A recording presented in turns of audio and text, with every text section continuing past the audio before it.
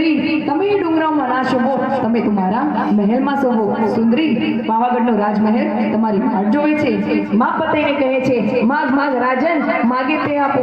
અરે તું કહે તો રિદ્ધિ સિદ્ધિના ભંડાર ભરી દઉં. અરે તું કહે તો ઘોડાની નમથાણ આપી દઉં.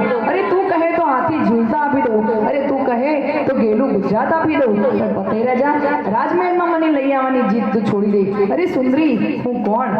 પતે રાજા મારે ધન દોલતની શી ખોટ છે?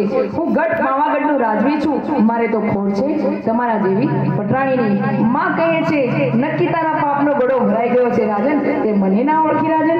તેમ છતાં પતઈ રાજા માનતા નથી અને માનો પાલો પકડે છે.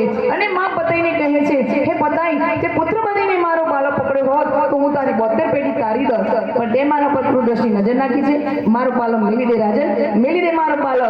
અરે મૂર્ખ, તે મને ના ઓળખી, તારી માને ના ઓળખી. હું અખિલ બ્રહ્માંડની જનેતા, તારી માને ના ઓળખી. હવે જોઈ લે મારું આ રૂપ. હું કોણ? કાળી મહાકાળી પાવાગઢની માં સુંદરાઈને પોતાનું રૂપ લઈને આવ્યો.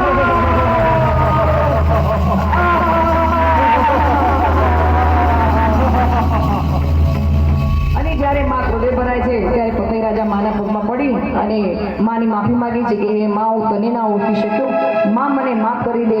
આમ આખા ગરબામાં મહાકાળી અને પતઈ રાજાનો ગરબો રચાય છે. માં